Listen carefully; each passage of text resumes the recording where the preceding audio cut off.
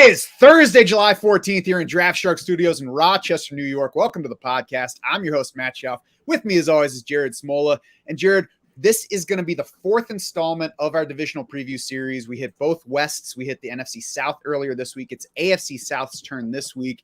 And for all of these, we talk about both best ball and season long, and we kind of talk about moving from best ball to lineup setting because they are very different formats in how we play players. And as we get deeper into summer, it's going to be, ever more lineup setting season and looking at season long play and the leagues we've been playing in for most of our fantasy lives. And so I want to start out talking about Fantrax. Fantrax.com is a totally free league hosting site, totally customizable and easy to use. We're going to be using it as the host for the Draft Sharks Invitational next month. That, of course, is a tournament that pulls together 6 different leagues. It's got super flex scoring. It's got tight end premium scoring. So, some tricky settings for the league. Easy to do on Fantrax because they handle all of that. What do you play in your league? IDP, maybe 2 quarterbacks. Maybe it's even just a common fantasy football format. Obviously, all of that is going to be covered on Fantrax. Easy to set up. And Jared, I would guess that most people who, just avoid moving from one league host site to another, they do so just because it's easier to keep what you've been using to this point. You don't want to go through the hassle of setting it up on a whole new site when you already have it ready to go for next year.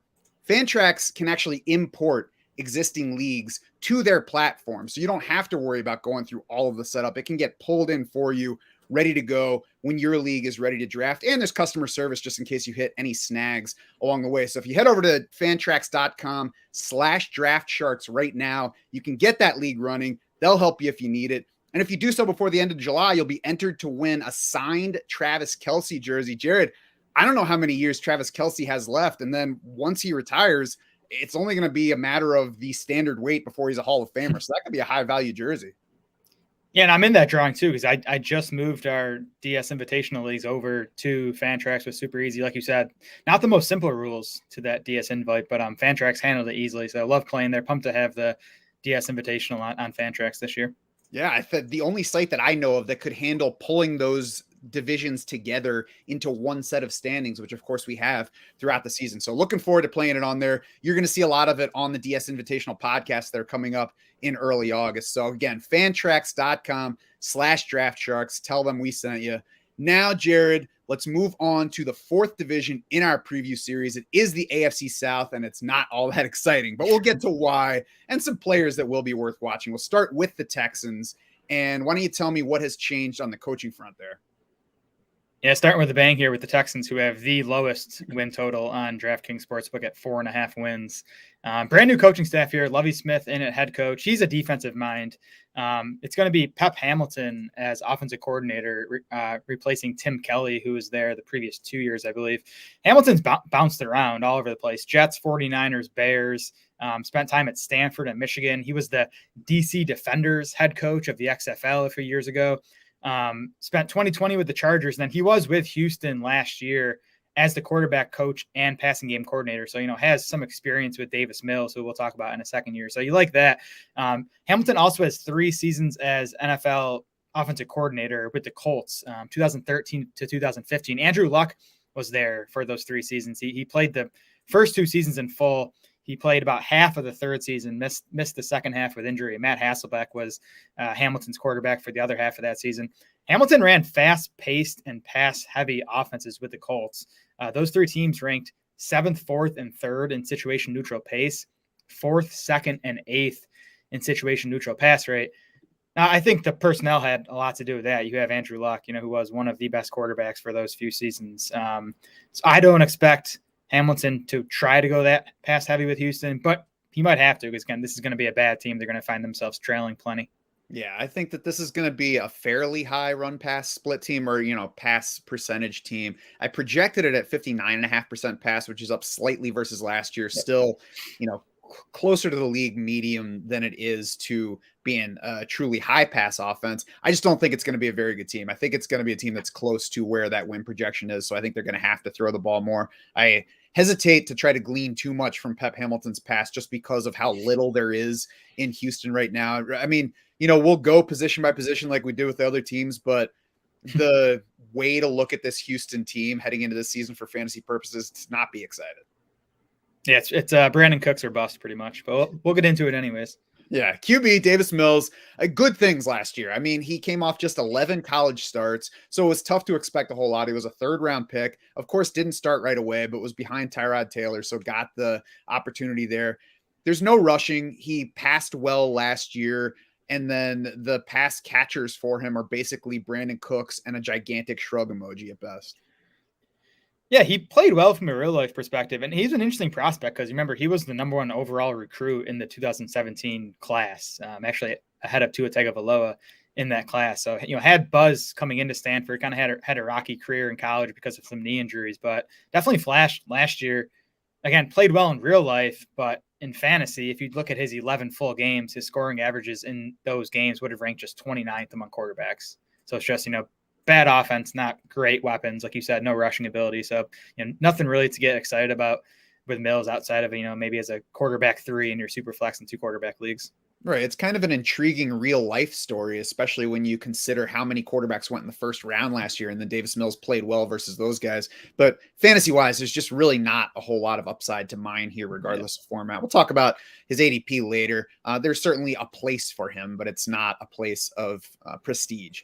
So running back, speaking of a lack of prestige, Marlon Mack, Dameon Pierce, Rex Burkhead, Dare Ogunbowale, who people might not even realize is on the team. Jared, give me a reason to bet on any of these guys at any level of significance. Yeah, Royce Freeman signed with Houston too. So there's a bunch of dudes there. They're not all going to make the team. I don't have a reason to really invest in this backfield. I mean, Dameon Pierce was an interesting prospect. You look at some of the advanced metrics like PFF rushing grade and elusive rating. He fared very well. Kind of underwhelming college production, was always in a committee backfield at Florida. I thought the draft was a win for him. I mean, he went early 4th round. He was the 7th running back off the board. So I thought that was a win. He lands in a spot where there's opportunity. I think it's probably Pierce versus Marlon Mack for the early down work. I do think there's a chance Rex Burkhead handles most or at least some of the passing down work. So that obviously hurts. And again, just a bad offense, not going to be many touchdown opportunities. Questionable offensive line. The Texans last year, 32nd in PFF run blocking grade and 32nd in Football Outsiders adjusted line yards. They did add a few guys to the O-line. Guard Kenyon Green in the 1st round of the draft. Left tackle Laramie Tunsil, who is their best O-lineman by far, missed 12 games last year. So if he's healthier, the O-line could be a bit better, but it's still going to be a bottom half of the league unit. So I'm not super. I mean, all these guys are cheap, so you can make cases for them, but they're not guys I'm going out and targeting in drafts. Yeah, we'll get to ADP in a few minutes on them, but I think it's also worth looking at the cap hits for these guys. Rex Burkhead, they extended on a multi-year deal, and he's at $2.5 million in 2022 cap hit, so he leads the backfield in that category. Marlon Mack has a $1.7 million hit for this year. Dare Ogunbowale, $1.45 million. Of course, Dameon Pierce is sub $1 million. You can't really read into that because that's just his rookie contract, so I don't think that positions him in terms of what we should expect versus the other guys. But, it's worth noting that they're paying Rex Burkhead the most among these running backs. I don't know that it necessarily translates to how the workload is split up because none of these guys is making so much money that you're like, well, obviously they like him. But it's worth keeping in mind for slotting them. All 3 of those veterans are fairly close together. Dare Ogunbowale is fairly close to Marlon Mack and, of course, has a bit more on the receiving side than Mack does behind him. So I think the biggest takeaway here is that if any one of these guys was set to lead the backfield, then you could say, fine, he's the lead back for Houston. I don't think we're going to have a lead back here. So it makes none of them especially interesting, especially once we get to lineups that we have to set every week.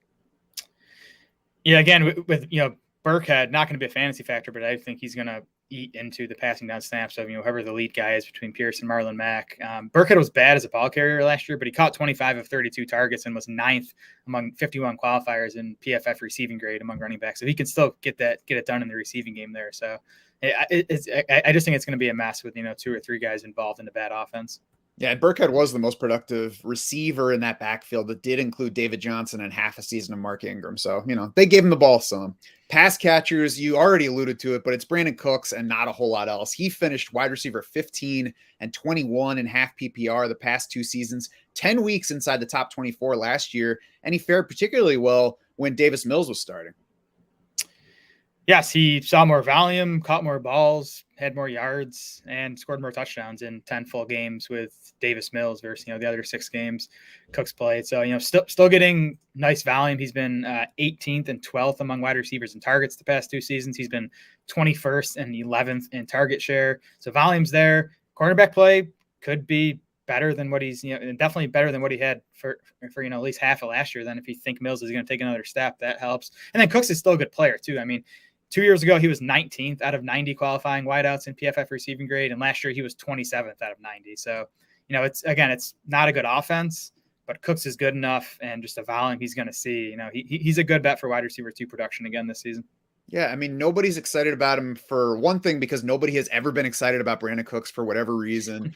And 2, nobody's excited about Houston, but everybody should consider him an ADP value. And clearly the fact that he's still where he is means that not enough people are realizing what a value he is there. So you just take him and don't even think too much about why. The team also extended him for 2 years after the early offseason trade rumors. So, they're committing to him financially. He's going to be the lead wide receiver. And neither Nico Collins nor John Mechie scares me for Brandin Cooks' target share either this season or over the rest of his span with the Texans. No, definitely not. I mean, Nico Collins was a guy I was somewhat interested coming in last year. Didn't do anything to really get excited about as a rookie. I mean, he found playing time, which I guess you could count as a positive, but there wasn't much competition in Houston. There's still not much competition this year. Like, I do think Nico Collins is going to be this team's number 2 receiver. And, when Mechie gets over the ACL, Mechie tore his ACL in December, so he might not even be ready for week 1. And when he is, I think he's going to be the slot guy, because that's what he was at Alabama. That's kind of the profile he fits. I do think Collins is going to be the other starter on the outside, but again, just tough to get excited about like a clear number 2 receiver on this Texans offense. Right. I was surprised that John Mechie went where he did, ahead of George Pickens, Alec Pierce, Sky Moore in round 2. As you mentioned, coming off that December ACL tear, I'm treating him as a non-entity for fantasy this season. We'll see beyond that, because I don't think he was a thrilling prospect. There are certainly some John Mechie fans, and I'm not saying he's bad, but I don't think he's a thrilling wide receiver prospect, even at full health. So he's just he's somebody that doesn't really register on my radar. Yeah, I thought he was a pretty high floor prospect, but I don't see a big ceiling with him again. He's only 5'11", 187 pounds. I think he's going to be mostly a slot receiver in the pros. Don't see him as a big, yards per catch or touchdown guy. Maybe at some point in his career, he racks up enough volume to be someone we like in fantasy, but fine dynasty stash, but not someone I'm using a draft pick on in redraft leagues. Again, there's a chance he's not even ready for the start of the season. Yeah, and long-term, he's somebody who should be a fine player, but lacks the ceiling and didn't land in a great situation for maximizing whatever his potential is. Rounding out the pass catchers, Brevin Jordan looks like the top receiving tight end. There have been people who seem mildly excited on Brevin Jordan, let's say. His ADP is not high enough that anybody's actually excited, but there's some chatter about him at times. He did become part of that offense over the second half of his rookie season, reached 4 targets only 4 times, though topped that number only once. So there's opportunity because Houston is weak at tight end. Jordan Akins is gone. Pharaoh Brown returns. He re-signed, but he's mostly a blocker, did lead the Texans tight ends in targets last year. So I think Pharaoh Brown probably steals enough to keep Brevin Jordan from really being much of a fantasy factor outside of like a 3rd tight end in best ball contest. Yeah, we'll see. I mean, I think Jordan did just enough as a rookie last year to keep me interested. I mean, we know rookie tight ends rarely make big impacts, but he did flash a few times down the stretch. Had a sort of intriguing prospect profile. He was the number 1 tight end in his recruiting class, averaged 63 yards per game over his final 2 seasons at Miami. He's that, undersized, athletic pass catching tight end that we like to target in fantasy, but he was a 5th round pick. So not someone I'm targeting aggressively, but I do think he's probably going to be Houston's lead tight end this season. Yeah, I would bet on him leading Houston's tight ends in receiving this season. I was under consensus on him as a prospect. And then when he went in round 5, that just kind of confirmed how I felt about him. He's if you watch him, there's some intriguing athleticism, as you said, but he is small, and small tight ends just don't generally deliver those high ceilings. So there's not a lot for me to get excited about. If you like him where he's going, then that's fine. And let's go ahead and jump to that ADP, because I think that's really the only point that adds some interest to some of these Houston pieces. Davis Mills is at QB 29. That's fine. Certainly, especially as a 3rd best ball quarterback, and he's a fine stash. in Dynasty, particularly if it's super flex formats. Running back, Dameon Pierce, RB42 on Underdog, Marlon Mack, RB54, Rex Burkhead, RB82, and Dario Ogunbowale doesn't even register. I would be surprised if he's been drafted more than 0.5% of times. Yeah, anyone drafting Ogunbowale is probably a misclick. The Pierce and Mack are fine where they're going. Like, they're late enough, and one of them could approach 200 carries, I guess, this season and be decent. But there's just other guys in that area that definitely have more upside than those two Texans back. So they're not guys I've been targeting too aggressively. I'm not even drafting Dameon Pierce where he's going because he has an easier initial path to work. These are the guys going around him within a round ahead or a little bit more than a round ahead. James Cook, Ronald Jones, Alexander Madison, Rashad White, and then just behind Dameon Pierce, Isaiah Spiller, Darrell Henderson, Naheem Hines, Michael Carter, even Tyler Algier a couple rounds later. Like, the paths for Dameon Pierce and Tyler Algier look very similar to me in terms of what they can expect without injuries around them. Tyler Algier is more than 2 rounds behind where Dameon Pierce is. He actually showed us in college that he could be a lead back for a team. We haven't seen that yet from Pierce. And, just when it's all put together, I don't think that there's enough upside to point me toward Pierce where he's going. Yeah, Pierce and Algier are very similar. Rookies with paths to decent volume on bad offenses. I like Pierce a bit better as a prospect, but definitely not enough to be taking him 25 picks higher. Guys like Darrell Henderson, Rashad White, even Isaiah Spiller have more upside, just, I guess because of the offenses they play in. So especially in these big best ball tournaments, those are the type of guys I want to be taking in this territory. Yeah, we want ultimate ceiling down at that level. Marlon Mack, I think, is more interesting, especially because he can fall well past ADP, and that's when I'm interested in him, is when he's, around 2 rounds, maybe even 3 rounds past ADP, because there's lots of fluidity in the ADPs at that range. Rex Burkhead's a guy that you're never going to be happy to take, but if you're taking like a 6th running back at the very end of the draft, and especially talking about somebody that's not getting drafted in every draft that goes off, there's obviously upside to him, just in the fact that he's the highest paid running back in Houston. So it's going to be spread around. There are going to be weeks where he pops up. And if you get 2, good weeks from Rex Burkhead, he's obviously paying off at an RB82 ADP. No thanks for me on Burkhead. Wide receivers, Brandin Cooks, wide receiver 25 on Underdog. Nico Collins, 73. John Mechie, 89. What you got there? Cooks is rising, but I think he's still a value at wide receiver 25 in the mid-5th round. So he's been one of my highest targeted, highest owned wide receivers in these Underdog and FFPC drafts. And to me, like Nico Collins and John Mechie, I'm only taking if I'm, usually game stacking, honestly, because Houston gets Jacksonville in week 17, and we'll get to the Jags in a second here, but that's a team I've been targeting a bunch as stacks in the Underdog tournament. So, maybe you take a Nico Collins or even a John Mechie, because by the end of the season, Mechie should be relatively healthy and maybe playing a decent sized role. So that's the only time I'm taking Nico Collins or John Mechie, even at those price tags. Yeah, I don't think I've taken Mechie at all, maybe once or twice here and there. I agree. Nico Collins, very end of the draft, most likely a game stack with Jacksonville, as opposed to even stacking with Davis Mills. Maybe if you did take Davis Mills and you are looking at your last round wide receiver, he certainly makes some sense there as well. And then Brandin Cooks, you mentioned he's rising, but he had a long way to rise before he gets out of value range. He's still nearly around behind Gabriel Davis. He's behind Jerry Jeudy. He's behind Allen Robinson, behind DK Metcalf. Only slightly ahead of Rashad Bateman and Juju Smith-Schuster. So still clearly a value range, and he's still well behind in ADP where he is in our projections. Yeah, double-digit spots behind where we have him in our rankings. Brevin Jordan, tight end 28. If you want to take him there, fine. Yeah, there's guys I like better in that range. Yeah, again, to me, Jordan would be a guy I take as part of a stack. Otherwise, I'm not really interested. Yep, same for me on all counts. So let's move on to the Indianapolis Colts. no coaching changes of significance here. They lost their defensive coordinator, but most of you guys don't care about that because you're not playing IDP anyway for some reason.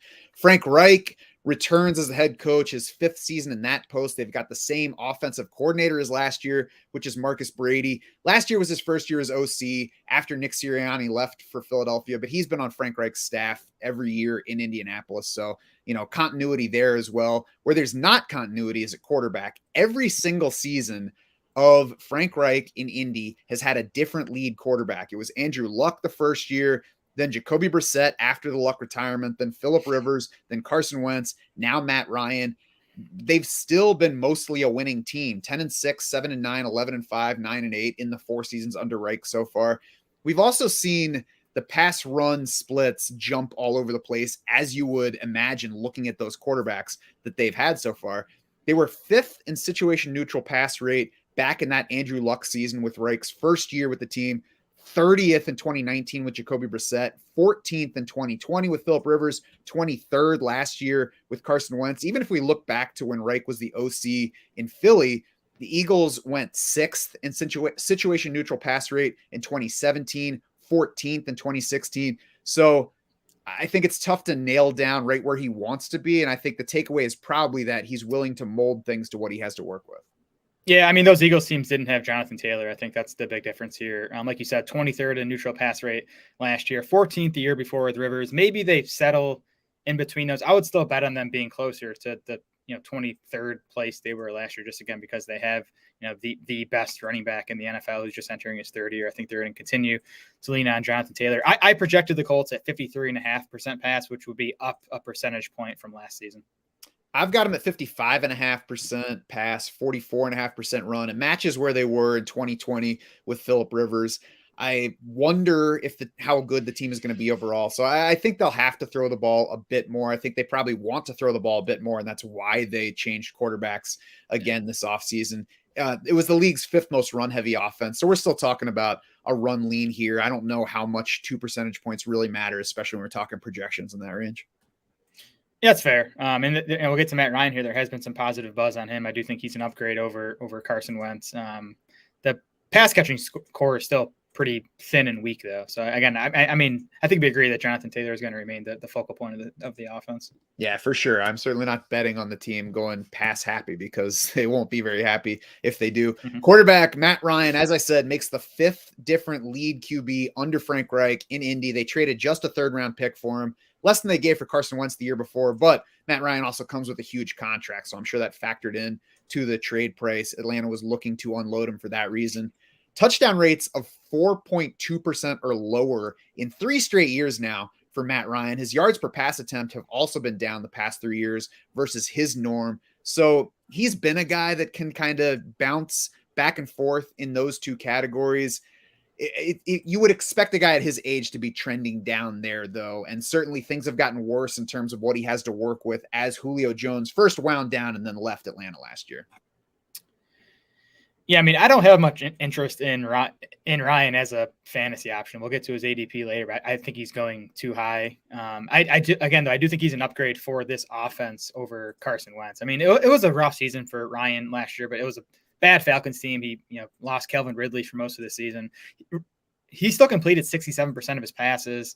He was 15th in adjusted completion rate, 14th in PFF passing grade. Carson Wentz was 28th in adjusted completion rate and 20th in PFF passing grade. So Ryan beat him in both of those metrics. So, again, I'm not interested in Ryan as a standalone fantasy play, but I do think he helps Michael Pittman. He helps Jonathan Taylor, just, making this offense a bit better than it was last year, I think.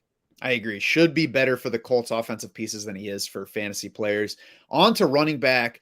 Ryan should be good for running back target shares as well. I don't want to overrate it too much because the team still had the 7th highest running back target share in the league last season, but it was down 2.5 percentage points from the year before. They were 5th highest in 2020 with Phillip Rivers there.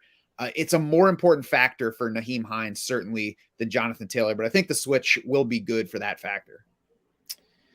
Yeah, I could see Hines being a bit more productive than he was last year. I mean, last year he was basically a non-factor in fantasy. Even in PPR points, he finished just 48th among running backs, and he only had 3 top 24 scoring weeks. Hines actually set a career low in target share last year, 10.9%, career low in route rate. He ran a route on just 37% of the Colts passing snaps. And I just think that's the Jonathan Taylor effect. Like, Hines still beat JT in PFF receiving grade and yards per route run. But the Colts just don't want to pull Jonathan Taylor off the field too often. I think that's going to remain the case this season. So I'm not super interested in Nyheim Hines in any format. I would agree on not being super interested in Nyheim Hines, but it is easy to forget after the way last year went that the Colts just extended him early last year at $6 million per year. So they clearly like him. Frank Reich has said since last season ended that he wants much more for Nyheim Hines this season. He even said, quote, if I was a fantasy owner, I'd consider drafting Nyheim. Now, I'm going to bet that Frank Reich has never played in a fantasy league, so I'm not going to use that as fodder for where I project Hines, but I do think that it signals him getting more use this year. I still stop well short of being excited, but I would expect some level of bounce back for Hines. Yeah, me too. I just don't know what his value is really in fantasy. Like he's a guy that's tough to trust in lineup setting leagues. Again, he doesn't give you a big ceiling in best ball. And then, even if Jonathan Taylor gets hurt, I don't think Hines is going to see, a big workload boost. So he's not even like a super attractive handcuff. See, I think that he's a player type that you don't expect to get that, but they don't have a whole lot else in that backfield. So if Jonathan Taylor were to go down, I think we would probably see more of a passing lean overall, but I do think that we would get a pretty big carry boost for Hines unless they add something between now and the beginning of the season, or, in the case that Taylor went down, I could easily see them bringing in something, but it's tough to imagine them bringing in a running back in October that's a better runner than Nyheim Hines is. So I think there's probably, I agree that he's not a straight handcuff for Jonathan Taylor, but I do think there's some handcuff boost. Yeah, I mean, he's just small. He's 196 pounds. I think you're looking at, something like 10 carries a game and then, maybe a handful of targets per game if Jonathan Taylor were to miss time. So Hines would be useful. He just wouldn't become an RB1, which, which you can say about some of the other, handcuffs you're drafting in that range. He's at least got me by a few pounds when I'm going well with computing. Jonathan Taylor was pretty good last year, in case you didn't hear. The question for me, because, there's no real point in running through the things he did well. We all know that's why he's at the top of drafts right now. The question for me is that touchdown rate, and I think it's especially important for him. Over the past 10 years, we've only had one instance of a player posting 2 straight seasons with at least 223 carries and a touchdown rate of 5% or better. He was up above 7% last year. So I think Jonathan Taylor is well set up to be on the high end of touchdown rate, but I also think he's in a range where losing a couple percentage points off of that, which is just sheer luck either way, it could affect him more than it might other guys who have more receiving upside than he does. Yeah, I think that's fair. I mean, you're not projecting him to score 18 rushing touchdowns again, but Taylor did have 16.2 expected rushing touchdowns. That was easily the highest in the league. The next highest was James Conner at 11 expected rushing touchdowns. Taylor easily led the league in carries inside the 10-yard line, carries inside the 5-yard line. Now, there is some luck even to that, right? Like, your receiver gets tackled at the 3, or there's pass interference penalties in the end zone, whatever it is. So all that probably takes a step back. But I mean, again, he's obviously, I think the most talented runner in the NFL. He's going to get the vast majority of that goal line work. And I still think this is going to be a good offense. Again, it might be even better than last year with Matt Ryan at the helm. So I would still bet on Taylor leading the NFL in rushing touchdowns, even if he's not going to score another 18 of them. Yeah, I mean, when you're talking about Jonathan Taylor's fantasy outlook, it's just, should I take him or Christian McCaffrey or Cooper Kupp at the top of the draft? Yeah. And it's close enough that you can make an argument for any of them. I think overall, it depends on the format. Full PPR, as I've said before, I'd lean Cooper Kupp as my most frequent pick among the 3. I'd probably lean Christian McCaffrey a little bit more than Jonathan Taylor as the next one. But if somebody's like, no, it's Jonathan Taylor for me, I'm like, that's fine. Yeah, I mean, to me, the biggest, surprise about Taylor's 2021 was the usage he got in the passing game. I mean, that was kind of the question coming into last season, but he ended up finishing 17th among running backs and targets, 21st in catches, 13th in receiving yards. His target share went up from 7.7% as a rookie to nearly 10% last year. So, those aren't elite numbers, but if he can just do that again on top of the massive rushing work, that's kind of all you need. Yeah, nearly matched Nyheim Hines in that category last year. So, if there is more for Nyheim Hines, he's either going to need to take on some slot receiver duties or he's going to have to take some from Jonathan Taylor. So that'll be something to watch. If he does take any from Taylor, again, that's another one of those kind of hairs you split that hurts his value because he's at the top of the draft. No overall concerns, though, for Jonathan Taylor. So I don't really want to overstate the negative case for him. Pass catchers, it's Michael Pittman and then some question marks beyond that. Michael Pittman, it depends on what you consider a breakout season. He might well have had his breakout season last year, dominated the team in target share, in red zone target share in his second season in the league, finished wide receiver 17 in PPR, was just wide receiver 27 in points per game, though. So part of that was staying healthy the whole season. Wide receiver 26 and half PPR points per game. He was an efficient pass catcher despite dealing with an inefficient quarterback. Yeah, and, did that despite playing on a Colts team that finished 27th in the NFL in pass attempts. Pittman was able to finish 14th among wide receivers in targets because of that big target share. So, if we expect the Colts to throw it a bit more this season and Pittman can hang on to that target share, which I think he can because, the competition isn't any stronger. It might be weaker than the Colts lost T.Y. Hilton and Zach Pascal. We'll talk about some of the guys they added and getting back from injury and all that. But I think Pittman should have a similar target share. Maybe they throw more. Maybe he's more efficient with Matt Ryan. I think Pittman's probably still ascending. He's entering his third season. He was 19th among receivers in both yards per route run and PFF receiving grade last year. So just good player who's going to get a bunch of targets on a offense that in a passing game that might be even better this season. So definitely interested in Pittman. We'll talk more about his price tag, which I don't love. But I think he's a pretty safe bet to, give you a top 20 production. Yeah. And there is some talk that they might still want to bring back T.Y. Hilton. So we'll see where that happens. I don't think that really moves the needle either way for Michael Pittman at this point in their respective careers. The other wide receivers of note here, rookie Alec Pierce, veteran Paris Campbell, who has played only slightly more games in the NFL than Alec Pierce has because of injuries over his few seasons. It's more a question of cost than ability, I think, with these guys. They're both cheap enough that I don't know how much it matters to run through how good or bad they are because they're going at the why not range, really. Yeah, I want to talk about Pierce a little bit because he was, one of my guys heading into the draft, and he got round 2 draft capital, which I like to see. He was the 12th wide receiver off the board, so I don't want to overrate it. The NFL wasn't that in love with him, and his college production was just okay. I liked the tape though. I think he's really good in contested catch situations. He actually played basketball and volleyball in high school, and he plays football like that too. He goes up and gets those jump balls. Really good in the profile. Yeah, exactly. Mike Gesicki at wide receiver. PFF had him as the 27th best deep ball receiver among 275 qualifiers in college football last year. I saw like Marvin Jones to his game, that type of player, and Marvin Jones was never like a true number one, true target hog, but he had some nice fantasy seasons because he could, give you high yards per catch and he could give you touchdowns. And I think, that's kind of the upside that Alec Pierce has. Yeah, I certainly wouldn't bet on Alec Pierce turning into a number one receiver at any point, but it's fine if you can be something like Marvin Jones. And there's already been talk of him looking good in red zone / end zone drills in spring workouts. So, there's some upside here, and there's certainly opportunity, which is a key thing. And that's the thing working for Paris Campbell as well. Frank Reich has talked him up in the past.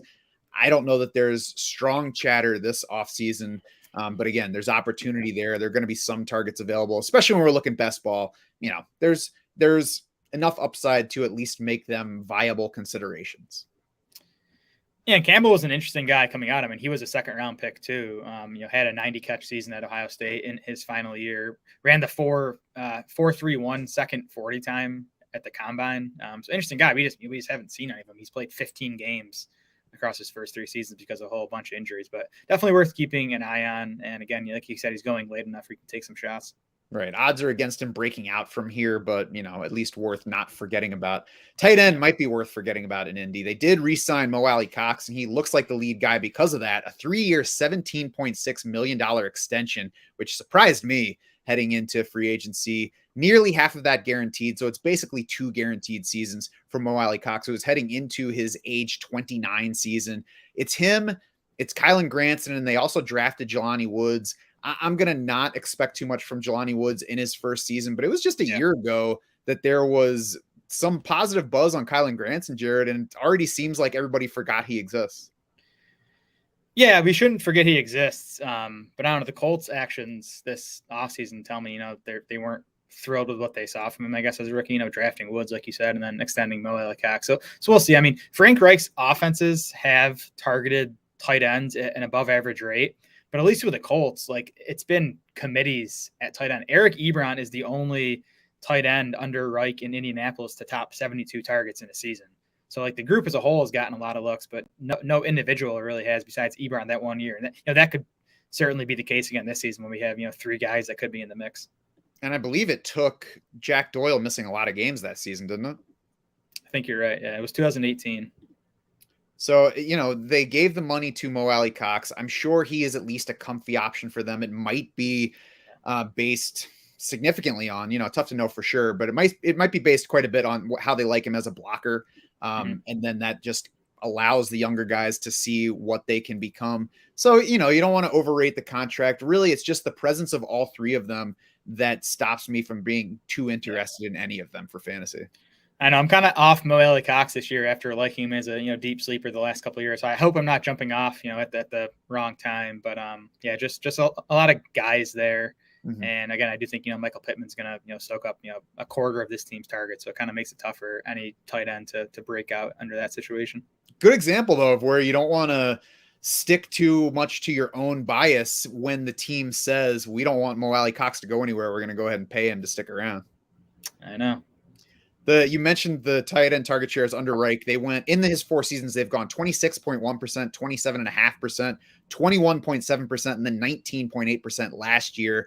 That's, I think, especially disappointing given that we had a letdown season from Nyheim Hines. We had a bad wide receiver core around Michael Pittman. So even with that going on, the Colts weren't really going to their tight ends. Maybe some of that was Carson Wentz and where he likes to throw the ball. But, just overall, it's not a position that needs to present some fantasy value to us. Yeah, I mean, even the tight end target share last year, though, was right around league average. So, again, I do think there's going to be enough to go around for these tight ends. But if it's, split 2 or 3 ways, then none of them are going to be fantasy factors. ADP's Matt Ryan is at QB 20, and you don't like him there, right? No, I mean, I just don't see the upside. He's going to give you nothing rushing. Again, it's kind of a weak pass catching core, at least, depth wise. And I still think it's going to be a run heavy offense. So there's, Daniel Jones is going like in the same area, and he's much less safe than Matt Ryan, but I think he has much more season long and weekly upside. Why would you take Matt Ryan more than a round ahead of Mac Jones? There's no difference between them, I think, in terms of what the upside is. And we don't know yet what the ceiling is for current Mac Jones versus current Matt Ryan. So I would much rather wait and take him, maybe even Zach Wilson, maybe even another quarterback from this division that we haven't gotten to yet. Yep, agreed. So I agree. I'm not on Matt Ryan where he's going right now. Even if I have Michael Pittman, I'm not going to overdo it there. Running back, Jonathan Taylor is, of course, number 1 overall in ADP. Certainly fair after what he did last season. Nyheim Hines is RB 45. I think that's fair as well. Within a round ahead of him, Rachaad White, Dameon Pierce, Isaiah Spiller, Darrell Henderson, Michael Carter is just behind him. So I think he really fits into that range. Yeah, I don't really like Hines. Again, I don't see what value he brings in any format, really. Like in best ball, he's not going to give you the spike weeks again. Even in full PPR last year, he only had 3 top 24 weeks. I'd rather take one of those handcuffs who could be a real difference maker if things break right. I agree. If I'm looking running back here, then I like him more than Dameon Pierce, but otherwise I'm probably forcing. I like him better than Michael Carter too, because I think Nyheim Hines is a better version of what Michael Carter is. But otherwise, I'm taking either Rachaad White, Isaiah Spiller, Darrell Henderson. I say that not even being a real fan of Spiller's prospect profile, but just him being with the Chargers. Yeah. I think there's a higher ceiling for him if the starter goes down than there is for Hines. Exactly. Yep. Wide receiver, Michael Pittman at 14 among wideouts, Alec Pierce, 74, Paris Campbell, 77. I agree with what you kind of alluded to earlier. Michael Pittman, a little bit high. I'm not saying he's out of consideration at wide receiver 14, but he doesn't stand out as a value. I mean, he's wide receiver 14 in our full PPR rankings. He's wide receiver 16 in half PPR. So he's not priced poorly. I don't know if there's much ceiling for Michael Pittman beyond that, just because, again, this offense is going to run through Jonathan Taylor. Yeah, like DJ Moore is right behind him in underdog ADP. I think there's a higher ceiling to DJ Moore if he just gets, lucky on touchdowns. So it's a fair range. I wish he were going a little bit later because I would like to have more Michael Pittman, but I'm not going crazy at that level. Yep, agreed. What about Alec Pierce and Paris Campbell? Yeah, I'm more interested in Pierce. Again, I think the type, his player archetype is better, especially talking best ball. Because I think if he gets on the field, and there's a clear path for him to be the other outside wide receiver opposite Michael Pittman. So if he gets those snaps, I think he could be a guy who scores 6 touchdowns this season, and he does that. He's going to be a profit at that price tag.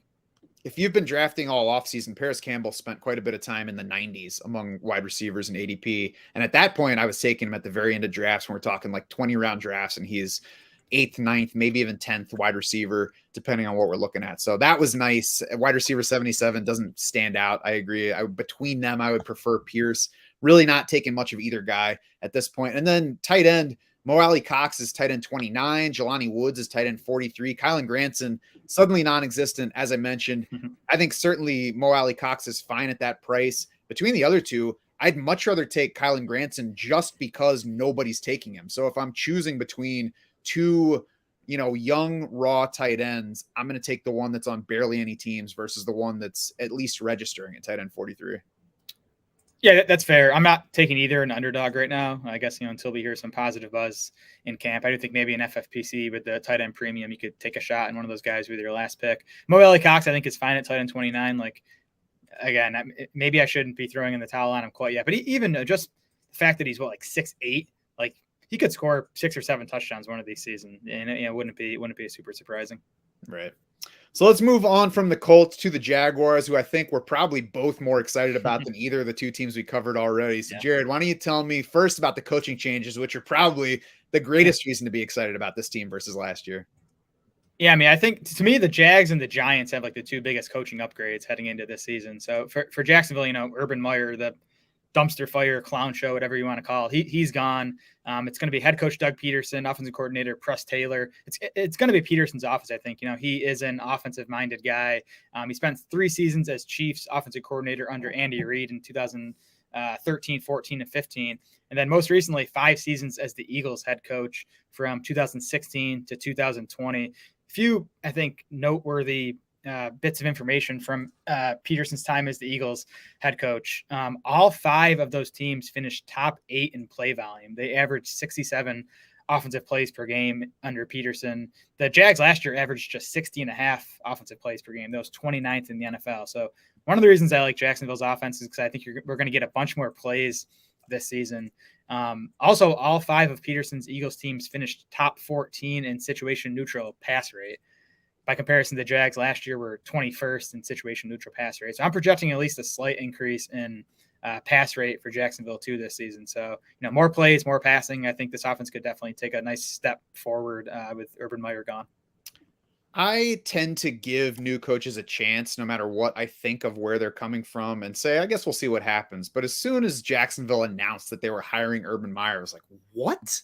The guy that was out of football and has only ever been at college and has lots of questions behind him, even at that level. And I mean, I think clown show would be a rude thing to call that for clowns because they're at least entertaining and they're trying to entertain you, even if you aren't entertained. That was just an absolute mess from the start, and it went even worse than anybody who was opposed to Urban Meyer probably could have guessed. So this is a huge upgrade in just competence for the team, and it helps me be excited, and especially helps me that it's Doug Peterson, who already went to Philly and, built them up to the first Super Bowl title, already got a young quarterback ready to go right away. Carson Wentz was, basically Davis Mills from an even lower level of competition and got taken 2nd overall and started right away and was a very good quarterback early on before things started to go poorly for him. So I don't think that Jacksonville could have done much better.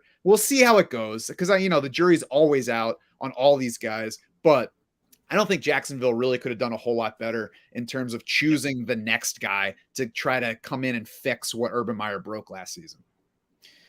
For sure, yeah, and that's why I'm willing to bet on a bounce back from Trevor Lawrence, despite what there's really nothing you can point to in Lawrence's rookie season and be excited about. I mean, he wasn't really useful in fantasy. He finished just 22nd in fantasy points among quarterbacks. He was 28th among 31 qualifiers in PFF passing grade, but I'm just kind of giving him a mulligan for the season, playing under Urban Meyer and having to deal with that. I mean, Lawrence was as close to a can't miss prospect as we get coming out of Clemson.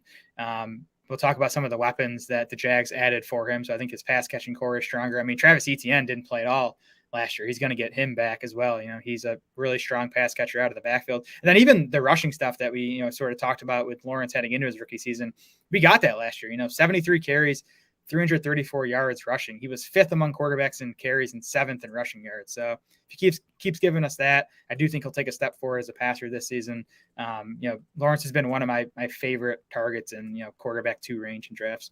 Yeah, we'll get more to him in a sec, but the run pass split projection first, I went 61-39 in favor of the pass. That's right around where Jacksonville was last year. It's also right around where Doug Peterson was over his last 3 years in Philly. It just seems like when you consider a team that's still likely to be south of 500 and what they have going on there, I would expect this to be one of the more pass-leaning teams in the league.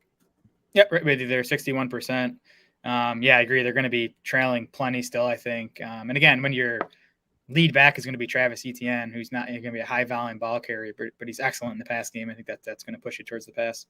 Quarterback Trevor Lawrence, as you said, not a whole lot to go on from last year. Not even like bright spots where you can say he did that well. Yeah. He had one top 10 fantasy week all season. So right now you either need to say, I'm going to forget last year because that was as bad a situation as he could have gotten into, or you need to say collectively we were all wrong about how good a prospect he is historically. We'll see. The ADP is just naturally going to keep him below the previous expectation. So we don't have to worry too much about that, but you're either giving up on him or giving him a mulligan right now. Yeah. As you said, there was mediocre surrounding talent last year as well. Travis Etienne went down before the season. DJ Chark went down early in the season. Marvin Jones, LaVisca Chenault were the target leaders for that team. Even Dan Arnold, who arrived during the season, then had injury issues that knocked him out. So not a whole lot to work with. So I don't know really if there's much to assess on what we can expect for Trevor Lawrence going forward. I think I just have to go on. He looked like a really good prospect, and things are bound to be better this season. Yeah, I mean, it's definitely possible that we were all wrong about Lawrence and he's going to end up being a bust, but I just think it's much more likely that he just struggled as a rookie in what was a dysfunctional organization. So he's someone I'm going to bet on, especially because his price definitely factors in at least some of his struggles last year. Yeah, and I mean, we're not going to dive all the way into ADP, but at QB 18, I don't think you even need to like him. I think you need to say, well, what if? I'll take him as my second quarterback there, or like even a late QB1 in a super flex build. I've got a lot of Trevor Lawrence so far. So if he has a really good year, I might be in nicer clothes when we're doing podcasts next year.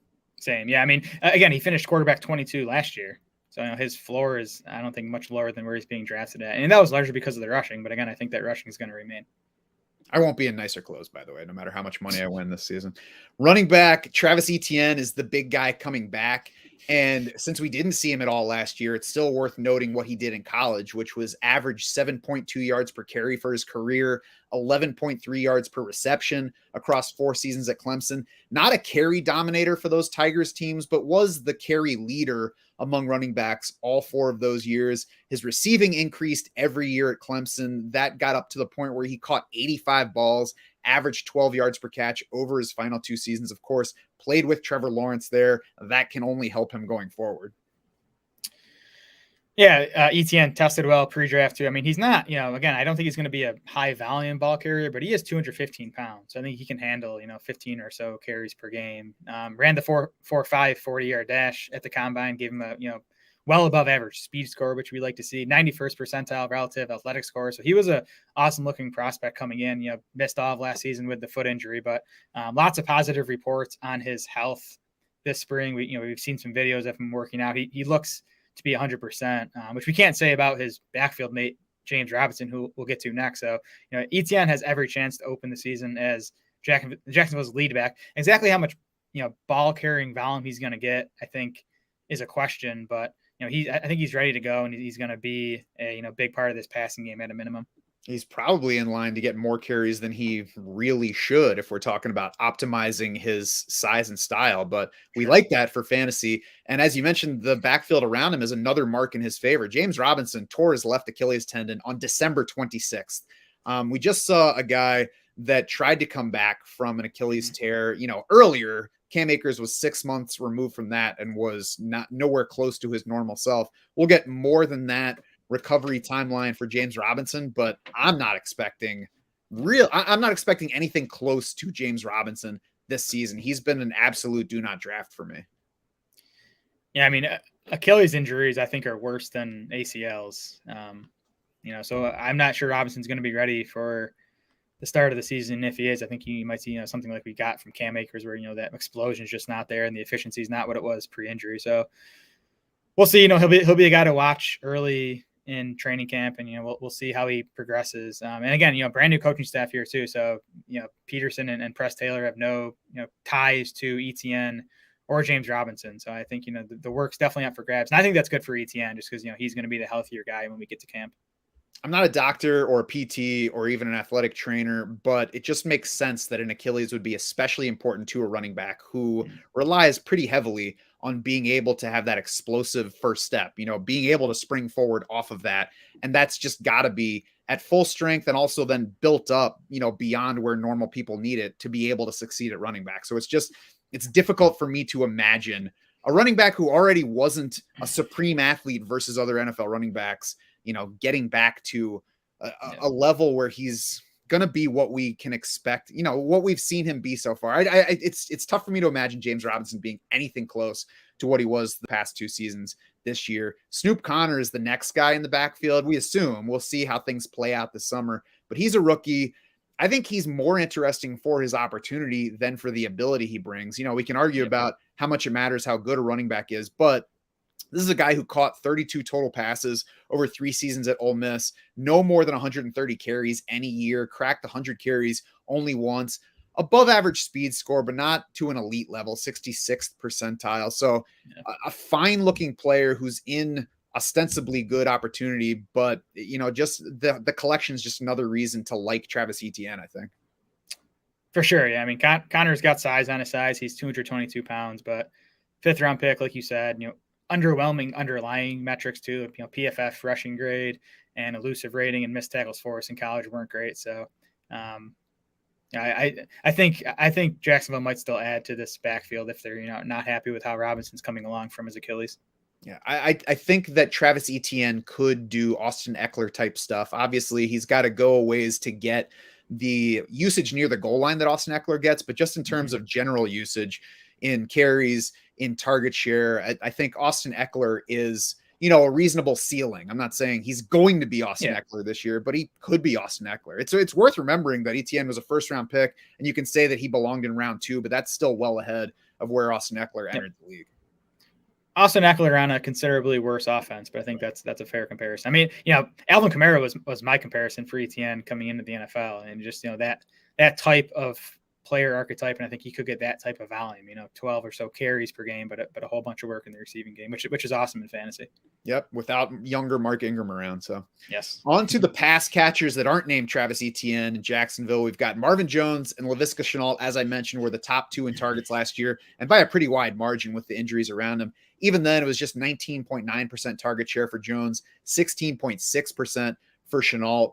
The team has since, in addition to the new coaches, imported Christian Kirk in free agency, Zay Jones in free agency, Evan Engram there as well. Christian Kirk's been pretty good, but not stellar through 4 seasons. Was surprising to see him get as much money as he did.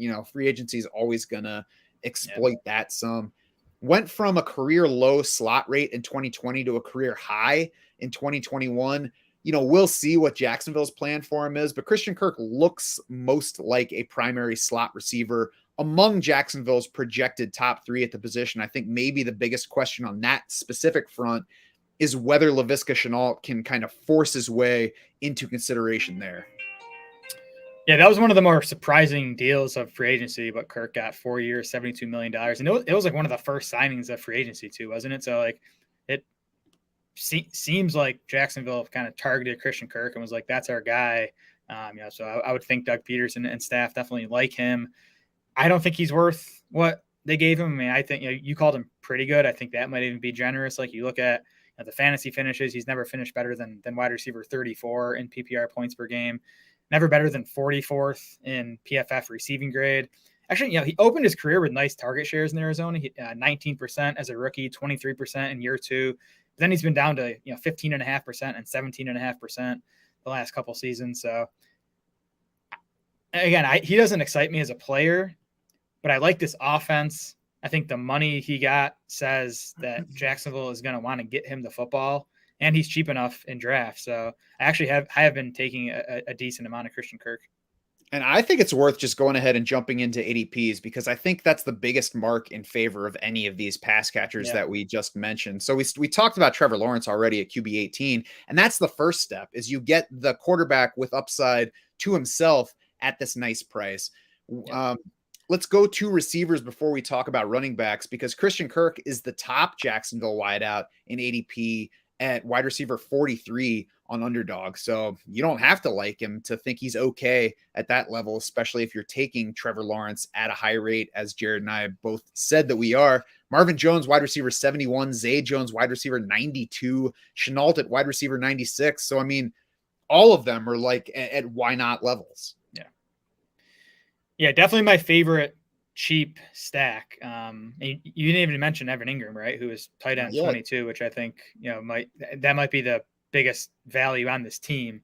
We can talk about him, but again, I think this offense in general could surprise, and these guys are all going cheaply. Like Christian Kirk, wide receiver 43. I don't even like the guy that much, but he's 5 or 6 spots higher than that in our wide receiver rankings.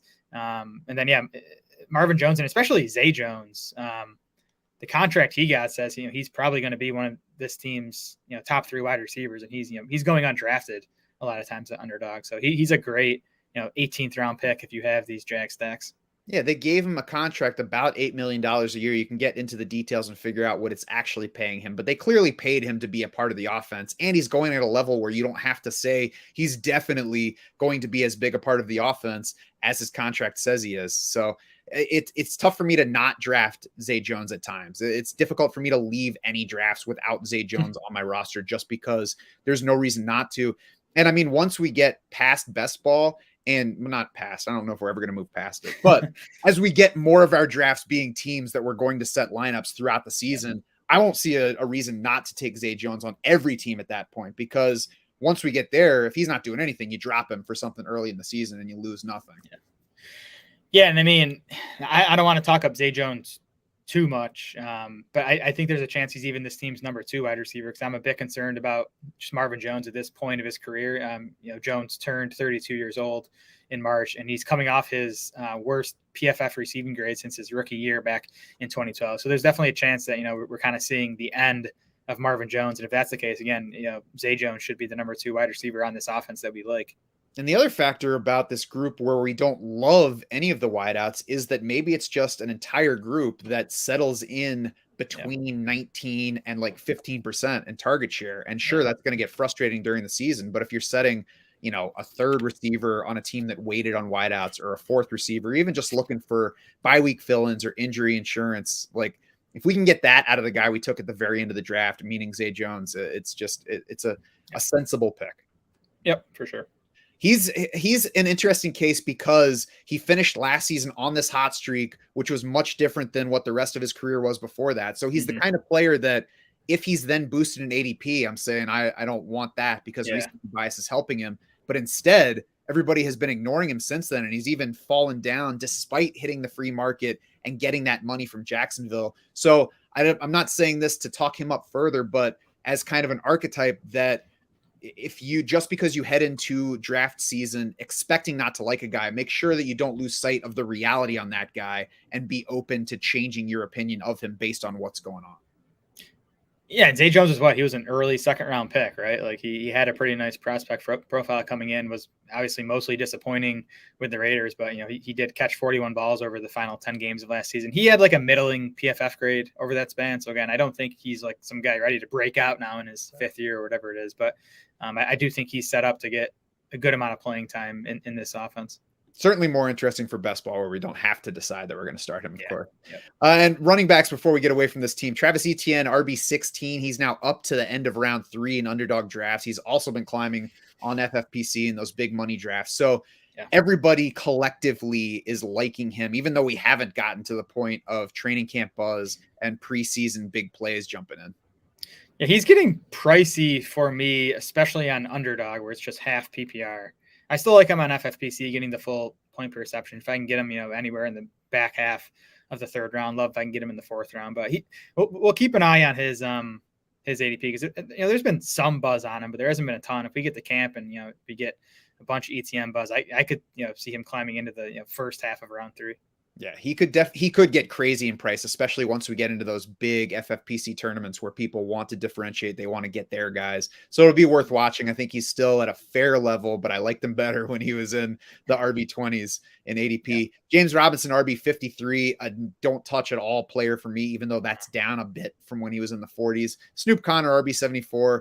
If you feel like stashing him, fine, because of the opportunity. Not a target player for me either. No, yeah, it's just ETN for me among these Jags RBs.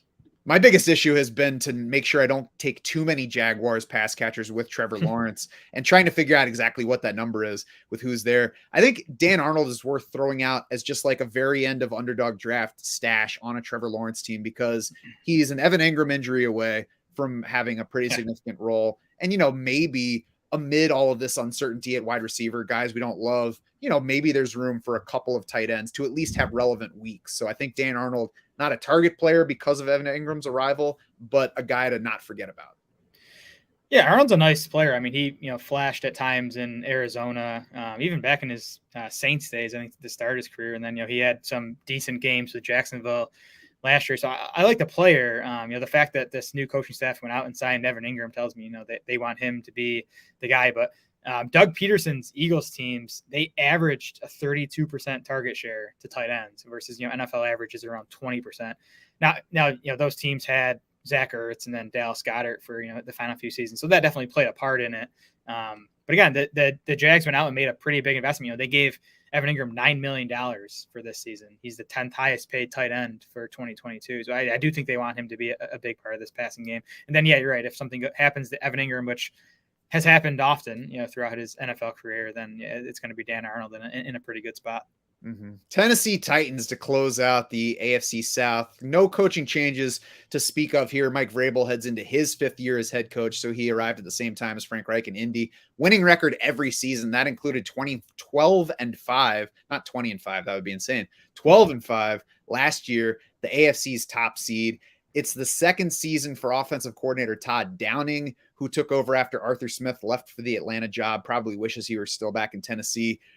Run pass split, because I don't think the coaches are particularly interesting here. Run pass split for this team, it's a run heavy team. It's one of the most run heavy in the league. They were 2nd most run heavy last year behind Philly. They were 2nd most run heavy the year before behind Baltimore. I certainly would not expect that to change a whole lot after they traded away their top receiver in AJ Brown. So Jared, I projected this at 52-48 pass run. Let me see. I'm pulling up my Titans projections quick. 52% pass for me. So we're in line there. The one note I had here is, we had Arthur Smith, who was the Titans OC, leave for Atlanta last offseason. Todd Downing came in as OC, and the offense definitely took a step back. They went from 4th in points in 2020 to 15th last year. They went from 2nd in yards to 17th last year, and 4th in Football Outsiders offensive DVOA to 20th last year. So, losing Arthur Smith definitely looks like it hurt this offense. But we'll see if Downing can turn it around a bit in 2022. Yeah, and I'll say maybe it hurt the offense because they also lost Derrick Henry for half a year. They lost AJ Brown for about a third of the season, and he wasn't at 100% for other games. They basically had no Julio Jones after signing him. So this offense had lots of issues regardless of who was running it. Yeah, that's fair. Quarterback Ryan Tannehill is back. He finished QB 13 last season, QB 16 in points per game, was QB 11 in points per game each of the previous 2 years. Last year marked his worst passing touchdown rate since his rookie season, his fewest yards per pass attempt since 2014. Lost AJ Brown, as I mentioned, for 4 full games, most of a 5th game, half of another game beyond that. Barely really had Julio Jones. I probably never had full Julio Jones last season. Maybe there was that one game in Seattle. half a season of Derrick Henry, obviously beyond just having your top running back that is bound to draw defensive attention away. So that's not going to help the quarterback. Ryan Tannehill, they just traded away A.J. Brown, but he might be in better shape at wide receiver overall now than he was last year. Last year's team had Nick Westbrook-Ikhine rank second on the team in targets. Now they have Treylon Burks from round one. They have Robert Woods via trade. They do have Westbrook-Ikhine back. They signed Austin Hooper at tight end, probably an upgrade over Anthony Ferkser. Yeah, I think it's at least a deeper pass catching core than he had last year. You mentioned the passing touchdown rate. I think that was the big thing. It was kind of an inevitable decline, I think, though, because Tannehill had been up at 7.2% passing touchdown rate in each of his first two seasons with the Titans. NFL average is around 4.5%. So he was overachieving there, kind of fell back closer to average. The other thing that's been fueling Tannehill's fantasy production is the rushing touchdowns.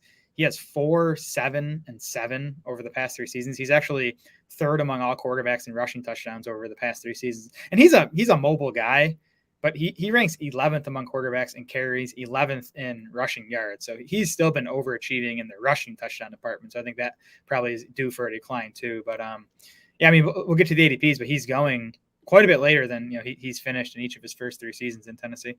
Yeah, the rushing touchdowns should definitely come down. His rushing yards per game, though, his 3 seasons in Tennessee, he's put up his second, third, and fourth best rates in that category. Not huge numbers, but numbers that help him week to week. And it really will. I'll wait on ADP, but that's going to be the selling point for whether to draft Tannehill. We'll move to running back first because Derrick Henry is much more of a fantasy factor, even if you think that Ryan Tannehill is undervalued. Return from that broken foot for the playoffs.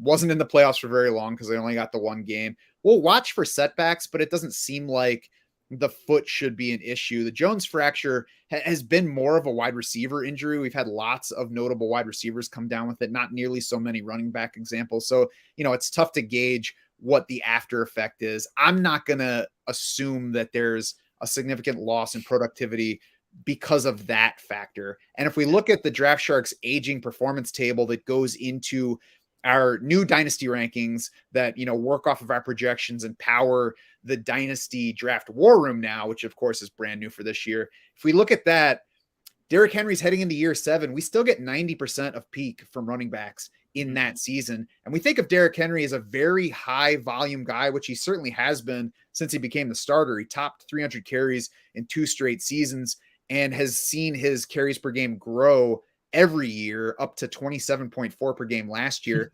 Still has only had those 2 seasons over 215 rushes. So it's not like he's piled up 2,000 career carries. He's not there yet. He's at 1,401 career carries. It's 4th most among active running backs. Only Mark Ingram, Zeke Elliott, and Melvin Gordon have more. Henry turns 29 in January. That's getting into a scary age there. We also saw declines in his PFF rushing grade, elusive rating last year. It was his worst PFF rushing grade last year since his 2016 rookie year. His worst career mark in PFF elusive rating, which measures what a guy does beyond the blocking he receives, how many missed tackles he forces, how many yards he picks up after contact. So that's worrisome. It looks like Henry's in decline. He can decline from where he was at peak and still be a really good NFL running back. So that's definitely worth keeping in mind. The other concern I have with Henry is this Titans O-line. So it was a solid unit last year. Tennessee was 11th in PFF run blocking grades, 16th in Football Outsiders adjusted line yards, but they lost 2 starters. They lost guard Roger Saffold and tackle David Quisenberry, both to the Bills actually in free agency. Those 2 guys were the team's 1st and 3rd highest graded run blockers last year. Saffold was 14th among 72 qualifying guards in PFF run blocking grades. Quisenberry 6th among 67 qualifying tackles in PFF's run blocking grades. So that's 2 pretty key losses on the O-line. So that's going to be something worth keeping an eye on this summer.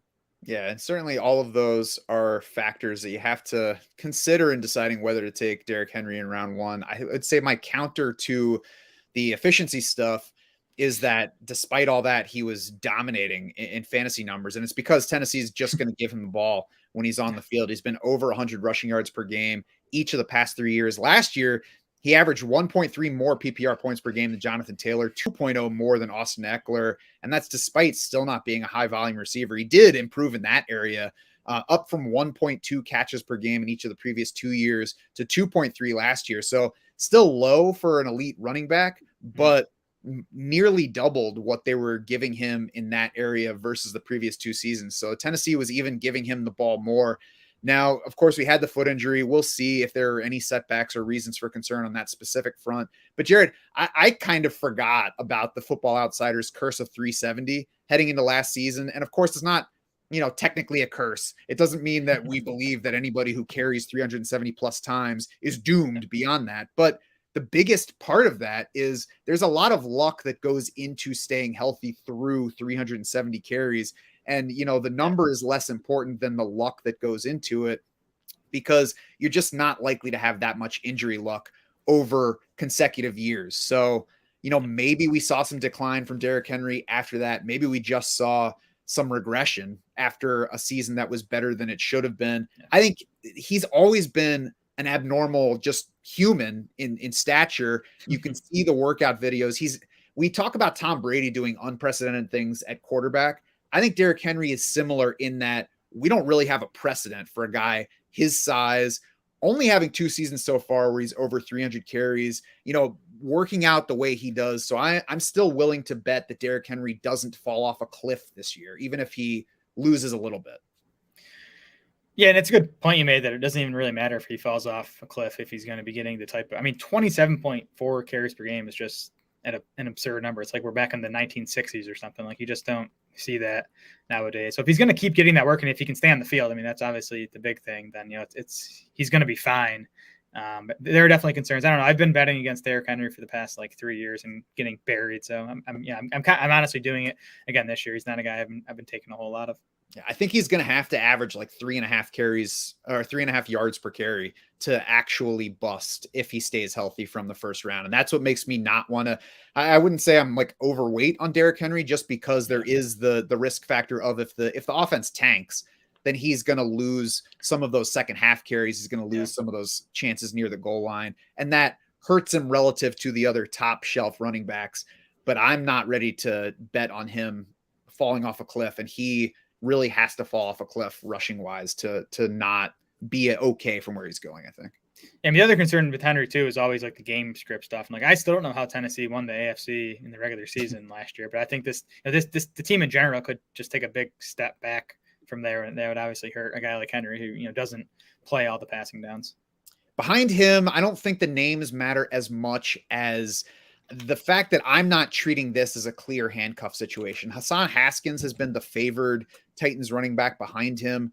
Fourth round rookie, probably would get the larger share of carries if Derrick Henry were to go down. But Dontrell Hilliard is also there. He returns for a team that let Deontay Foreman leave after last season, let Jeremy McNichols walk after last season. Hilliard still in the mix. He was getting first team reps in spring drills. So I think that those guys would split work if Derrick Henry were to go down. And I don't want to overrate this situation for handcuff purposes. Yeah, Haskins was not a guy I was excited about coming in. He did get the 4th round draft capital. He was coming off a 20 touchdown season, 1,300 rushing yards, but averaged just 4.9 yards per carry. It was just 80. He was middle of the pack in PFF elusive rating in college football last season. So just not an exciting guy, prospect coming into the NFL. Then Hilliard, to me, he looks like the pass catching option for Tennessee. He's just 202 pounds. He was in a pass route on 59% of his snaps last year, over the second half of the season when Derrick Henry was out. So I'm with you. I think if Henry misses time, you probably see Haskins as the lead ball carrier, but not dominating carries, and you probably see Hilliard mixing in for a handful of carries and then doing most of the pass catching stuff. I will say that clearly Mike Vrabel likes Hassan Haskins because Mike Vrabel's an Ohio State guy, so he took a Michigan running back. It has to mean that he likes the player. Sure. Pass catchers, Treylon Burks is the spotlight name right now because on the same night where they traded away A.J. Brown to acquire they use the pick on Treylon Burks, 6th wide receiver off the board, 18th overall in the draft, 2 spots behind Jahan Dotson, and that was probably the most surprising thing that Burks followed Dotson off the board. Jared, I think the NFL probably cares less about a guy staying in college 4 years than we fantasy players do. But really, to be fair, I think the NFL collectively, even though they're catching up, they're probably behind the fantasy people in general in the analytics department. I think so. Yeah, I think they're catching up. They might still be behind. I mean, analytically, Burks looks like an awesome prospect. I mean, he did everything you want production-wise at Arkansas. He led the team in receiving yards as a true freshman, accounted for 43% of the team's receiving yards and 50% of the touchdowns as a sophomore, and then had his career best season this past year, 1,100 yards and 11 touchdowns. Big dude, good downfield, good after the catch. He drew some comparisons to A.J. Brown pre-draft. I didn't see that. I mean, the similarity is that they're like bigger guys and physical wide receivers. But to me, Brown was a much more refined receiver coming into the league, a better route runner. I think Burke still has work to do there. But again, I think he can make plays downfield. He can make plays after the catch immediately. He's a guy who even got some carries at Arkansas. We'll see if Tennessee uses him in that capacity. And obviously, with A.J. Brown gone, there's plenty of opportunity for Treylon Burks. There was all that weird asthma related stuff with him this spring where he wasn't able to practice much because he was, having breathing issues that were supposedly related to his asthma. Strange that would be an issue now. And, he's obviously played with it throughout his football career leading up to this, but that's worth keeping an eye on because he did miss a bunch of time this spring. It seemed from the bits I saw from coaches that they weren't loving his level of conditioning at that point. We'll see once we get to training camp and preseason if any of those things spill over. I definitely think that there's a chance. So, I mean, first of all, it'll be worth watching because he might be a bit on the raw side for a rookie wide receiver. We'll see what they say about him heading into the season and what his role is going to be. But we've also had plenty of examples of players seeming to have issues. And of course, the most recent one is Jamar Chase having some drops issues last summer. So it'll be important to dig into whatever those reports are, if they are on the negative side with Burks. The opportunity is obvious. And as you mentioned, he is a dynamic player in college. In the SEC, 16.4 yards per catch career there, a strong final 2 seasons. Now he gets to Tennessee, and the primary competition at the position is Robert Woods, who's coming off a November ACL tear, Nick Westbrook-Ikhine, who, had a better year than any of us would have projected last year, but is still a limited player. So opportunities there for him to grab if he proves ready for it. Yeah. Now the downside to the opportunity is, again, this is probably going to be a bottom 3 team in pass rate. The Titans have finished bottom 8 in pass attempts in all 4 seasons under Mike Vrabel. I'd bet on them finishing bottom 8 again. So it's not a big pie they're all eating from. But again, I think there's a chance for Burks to claim a pretty big piece of it. Yeah, and even though everybody's excited about A.J. Brown as a player at this point, it's worth mentioning that his fantasy production was not amazing over his time with the Titans, and he was a hyper-efficient performer. So Treylon Burks is not entering a role that had somebody producing as a wide receiver 1, so we certainly don't want to overrate that. Robert Woods, as I mentioned, coming off the ACL tear, the signs point to him being ready for the season. He heads into his age 30 campaign, his 10th in the NFL. If we look at that Draft Sharks aging performance table behind the dynasty rankings, 70% of career peak at wide receiver in that 10th season in the NFL. Of course, you got to knock that down at least some for a guy coming off an ACL tear. I will say, for Woods' sake, he's not a speed receiver, not a downfield receiver, so maybe it matters less, a shorter range, run after the catch guy. At the same time, maybe the knee is even more important for a guy who has to do that change of direction stuff. So if Woods were going early, I would be more worried. He's in a good position for target share, especially if Treylon Burks has a shaky summer the rest of the way. As you said for Burks, though, not a great situation for ultimate target volume. Yeah, that's right. And I am at least slightly concerned about, where Woods' game is going to be at this season, at 30 years old, coming off the ACL. He, even before hurting his knee last year, he finished with his lowest PFF receiving grade since 2016. So, there might have already been signs of decline there. What was still productive last year? He was sitting 12th among receivers in both PPR and non-PPR points before suffering that knee injury in practice. That of course was in a much better situation with Matt Stafford in a pass leaning Rams offense. So we'll see on Woods. I mean, it does look like he's trending towards being ready for week 1. He'll be about 10 months removed from that ACL tear when this coming season kicks off. He did some individual drills at OTA, so he seems to be trending in the right direction. I'm kind of tentatively expecting him to be out there week 1, but he'll be worth monitoring. Let's jump into ADP. Ryan Tannehill, I mentioned he's at QB 24, and I think that's the biggest selling point for him. Yeah. Is you can say, well, I don't like Ryan Tannehill now that AJ Brown's gone. That's fine. Nobody likes Ryan Tannehill, and he has way outperformed that level of draft position. So you can take him like close your eyes and take him at that level. Yeah. I like Tannehill pretty easily over Matt Ryan. I mean, just for the rushing ability alone, and he's going quite a bit later. Yeah, even if he's Matt Ryan plus 4 rushing touchdowns, it's very easy to take, especially when he's behind Matt Ryan in ADP. Yep.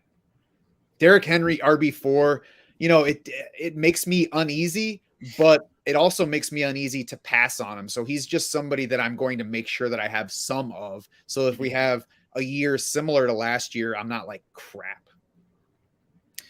Yeah, and there are a lot of people that are leery of Henry, so you'll even see him drop to like the end of the first round a lot of times.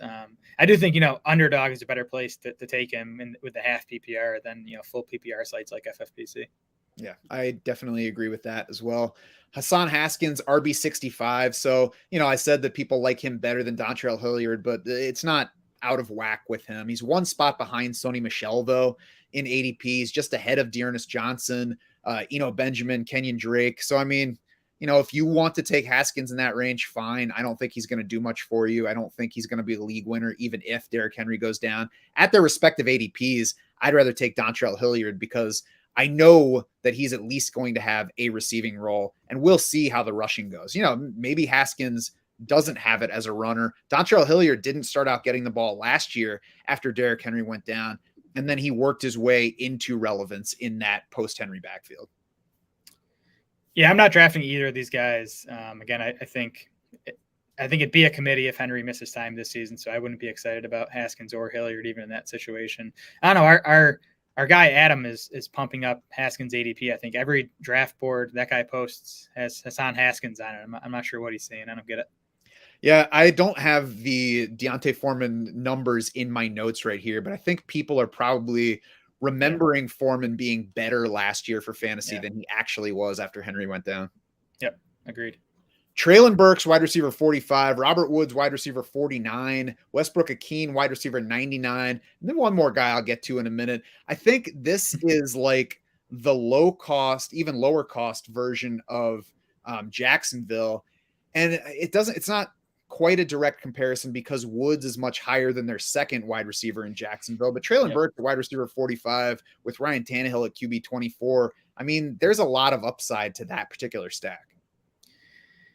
For sure. And Burke, to me, the biggest impact of the asthma related stuff we talked about is that's brought his price down considerably. So a month ago, Burks was wide receiver 38 going in the mid 7th round on underdog. Now he's going in the late 8th round as wide receiver 45. So he's definitely on sale right now. And it's got to be because of the kind of the negative reports on him we got this spring. So I think, now's a good time to draft Traylon Burks, wide receiver 45 for a first round rookie in a spot, that where he has a chance to emerge as the top guy in the passing game. I think he's a good risk to take in these, especially in these best ball tournaments. And before all these guys got drafted, he was the number 1 rookie wide receiver in ADP by a pretty good bit. So it's an attractive price versus where he has been valued previously, especially if you're wary of Robert Woods coming off the ACL tear. Westbrook Akine's fine at the end of the draft if you have a Ryan Tannehill team. And by the way, I think it's also worth mentioning that you can put Ryan Tannehill and Traylon Burks on the same team with Derrick Henry because Henry's and Tannehill's biggest games have aligned well in the past, more so than you would probably expect. Yeah, I remember that from the DFS shows. That's right. Austin. Oh, actually, before we get away from the wide receivers, I want to mention Kyle Phillips at wide receiver 116. And it's for exactly that reason, because nobody gets excited about tiny white slot receivers. And you shouldn't be excited, but that's why they're relevant. All we got to do is look back last year to Hunter Renfrow. And I'm not saying that Kyle Phillips is Hunter Renfrow, but he's nearly identical in size and athletic testing. He had a much larger role in his offense in college than Hunter Renfrow did. Had an age 20 breakout, had a 93rd percentile college target share according to Player Profiler, had an 80th percentile college dominator, had 28+% target share each of the past 2 years at UCLA. I'm not saying that Kyle Phillips is going to do big things, but he is in an offense where we don't really know how the target share is going to go. We don't know how good Treylon Burks is going to be. We don't know for sure who the top 3 wideouts are going to be. There's already been some buzz about Kyle Phillips there. Maybe he's just Adam Humphries. And if he is, whatever, it doesn't hurt my team taking him in round 18 or whatever. But if he becomes something like Hunter Renfrow or Cole Beasley, or I'm going to say that I don't think he'll ever be Julian Edelman. So any of those things, even if he's last year's Braxton Berrios, like that's the kind of player we're talking about in a situation where you can have that kind of target upside, even for a 3-week span. Yeah, I mean, my thing is I don't get excited about tiny white slot receivers on run heavy offenses. That's my biggest. Like if you put Kyle Phillips on the Bills or the Bucks, even Renfrow last year on the Raiders, I believe they finished top 10 in pass attempts. So that's just he needs big volume to pay off in fantasy. It's tough for me to see him getting it in Tennessee. I would say only at the very end of a best ball draft where you have Ryan Tannehill or who is it? The Giants. They don't play the Giants. That's the Colts. Who plays the Cowboys? Titans, Cowboys. So at the very end of a draft where you have either Tannehill or a Cowboys stack, and you're looking for a player who's going to differentiate. That's the key. I'm not saying Kyle Phillips is a league winner, but he could be like that 1-week guy. It's like, who had Kyle Phillips? Oh, I had Kyle Phillips. And if you want to stash him late in a dynasty league, then that's fine too. Yeah, fine dynasty stash. I would need 25 rounds to get the Kyle Phillips. 18 rounds underdog is not enough for me. All right. Well, I got a couple shares out there that we'll see how they look in week 17. Tight end Austin Hooper at tight end 25. Chigo Okonkwo is at tight end 51. There's been a little bit of buzz on him. I don't really want to jump on that buzz, but I'll be watching to see what they say about him in training camp and preseason. Yeah, Okonkwo's a good dynasty stash. Got 4th round draft capital, decent. It's funny. He actually got compared to Jonnu Smith in the pre-draft process because he's undersized. He's just 238 pounds, but he ran a 4.52 at the combine. So he's basically an oversized wide receiver that maybe we can use at tight end. But I don't see him making an impact this season. I do think Hooper is going to be the guy. He signed just a 1-year deal. Hooper did, but he got $6 million. He's still just 28 in October. He was disappointing in Cleveland, but you look back to the 3 seasons before that in Atlanta, he was a top 10 PPR tight end. I don't think the upside's that high in Tennessee again because it's a low volume passing game, but he's a fine pick at that ADP tight end 27 just because I do think he's going to be on the field. Yeah, really just a best ball factor for me because this Tennessee offense has consistently disappointed us with the target share for a specific tight end, but there's opportunity here, and he's going in the range where you can have Austin Hooper as your third, and especially if you stack him with Ryan Tannehill, there's some week-to-week upside there. Yep, agreed.